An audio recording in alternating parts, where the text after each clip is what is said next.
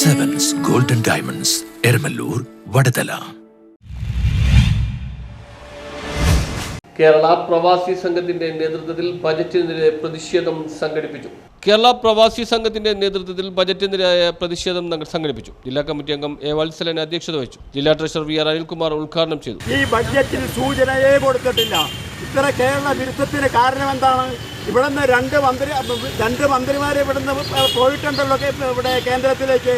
ഒന്ന് നമ്മുടെ എല്ലാം ഇങ്ങോട്ട് ഞാൻ എടുക്കുകയാണെന്ന് പറയുന്ന ഗോപി മന്ത്രിയും പിന്നെ ഒരു കുര്യൻ മന്ത്രി എന്നൊക്കെ പറഞ്ഞാൽ ഇവര് ബഡ്ജറ്റുമായി ബന്ധപ്പെട്ട് കേരളത്തിൻ്റെ വിവരം ഇവർക്ക് അറിയില്ലേ?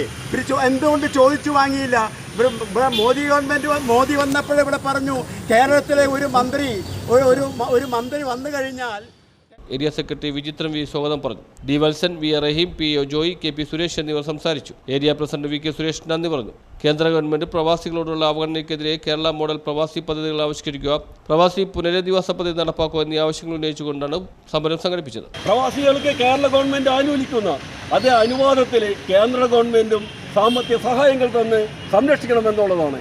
അതുപോലെ വിദേശ രാജ്യത്തേക്ക് വരുന്ന ഒരാളിൽ വിശേഷ ദിവസങ്ങളിൽ വെക്കേഷൻ സമയങ്ങളിലേക്ക് വരുമ്പോൾ ഒരു കൃത്യനിഷ്ഠതയില്ലാതെ തോന്നുന്ന മാതിരിയുള്ള പ്ലെയിൻ ടിക്കറ്റിൻ്റെ വർധനകളാണ്. 5000 മുതൽ 1 ലക്ഷം രൂപ വരെയാണ് ഒരേ സമയത്ത് ടിക്കറ്റിൻ്റെ വില വർധന. News bureau, Paravur.